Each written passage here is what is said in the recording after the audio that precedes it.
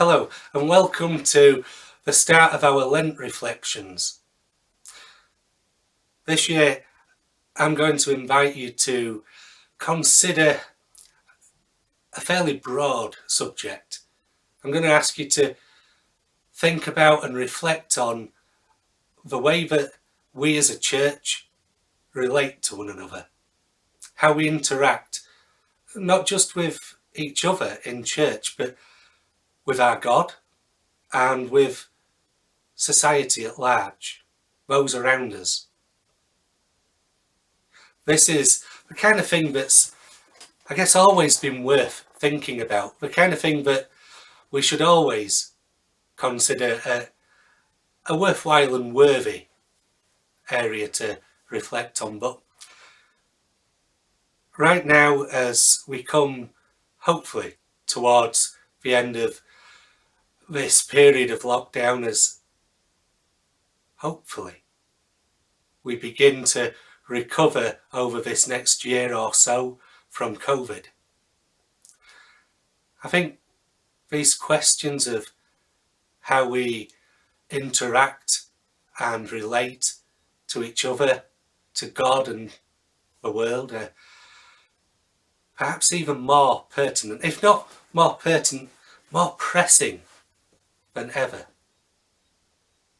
In the Bible, fellowship is a word that gets used quite a bit, but the concepts behind fellowship are much bigger. They're threaded throughout the whole of the Bible. In the Old Testament, rather than fellowship, they talk about nationhood, being God's people, being a nation, a collection of 12 tribes brought together. But underlying it is the same principles as our fellowship, the commitment to one another, the interreliance, and the relationship of that people with God and the world around them. As we move into the New Testament, you discover a new word, and the word is ecclesia. This word ecclesia essentially is just church. That's what we translate it to in English, church. But it means something quite big. It is essentially fellowship. The idea of the ecclesia is that once Jesus had died on the cross and people began to find faith in him, Gentiles, people from all different nations and backgrounds,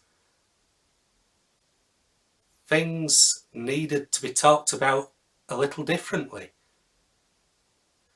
And so they had people who were from all over the world, rich, poor, male, female, and they all became one church, the body of Christ, the ecclesia, fellowship. So I'm going to be asking you to consider our fellowship. What does it really mean?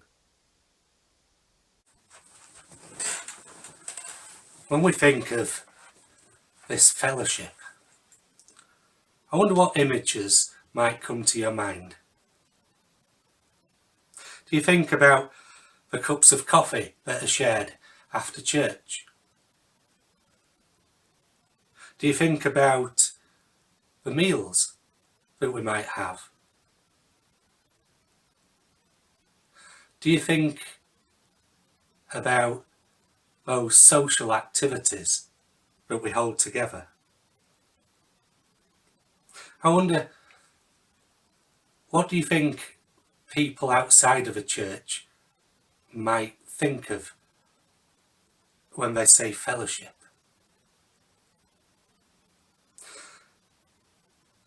We might think of a sports team, perhaps a football team, gathered together to win a game, to win a tournament.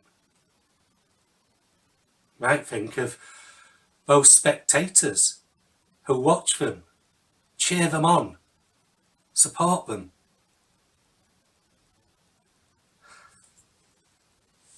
There's a film that some of you may have seen or at least heard of.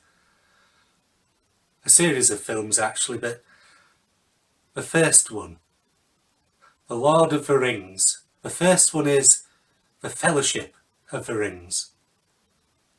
In this, and perhaps for many people, this is the kind of place that they come across the term fellowship.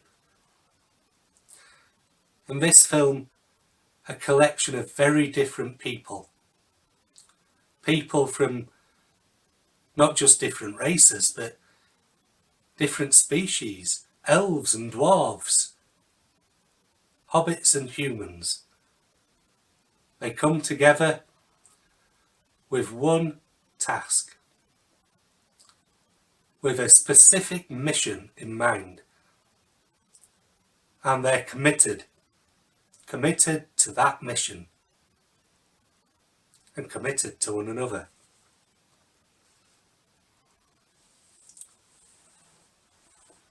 I'd like you to take a few moments to think about the images of fellowship that readily come to your mind, both when you think about church and those that you think other people outside of the church might have.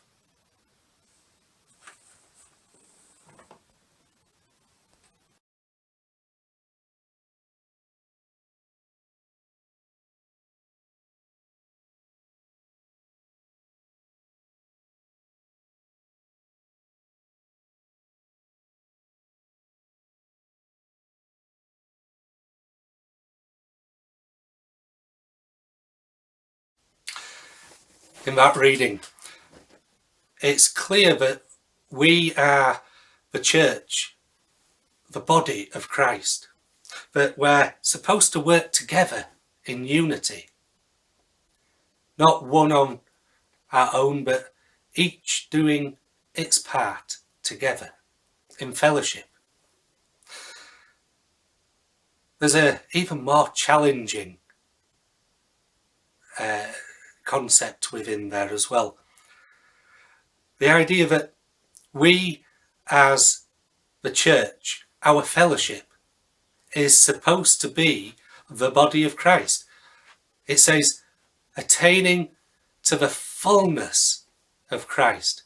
That as we work together with one another and God, we are to be the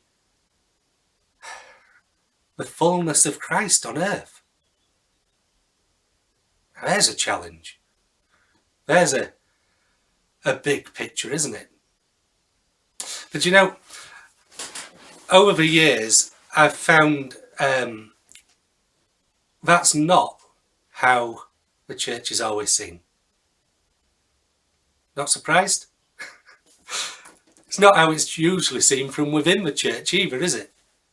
But you know, I've had many conversations that have gone a little bit like this. I asked somebody if they believe in God, and their response is something a bit like, the church is boring and irrelevant. You might think that's the wrong answer to the question. I don't mean that they've got the answer wrong, I mean they're not even answering the right question.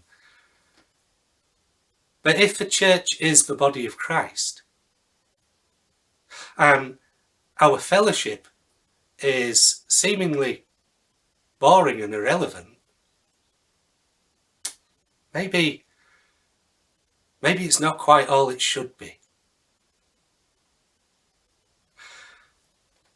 To be the fullness of Christ, and I admit that's an incredible suggestion. Have we got our view of our fellowship quite right? Is it big enough? Is it great enough? Do we too often invite people to come and join us, and say things a bit like, oh, don't mention that yet, it might scare them off.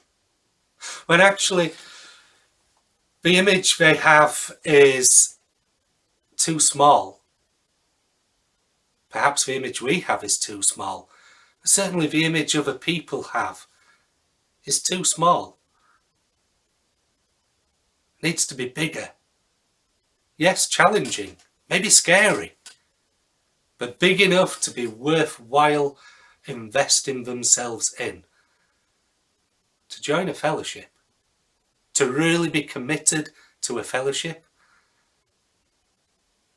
I think that is big. Fellowships form around a common purpose or mission.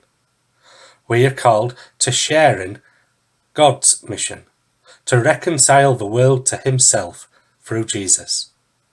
How much does God's mission shape our fellowship?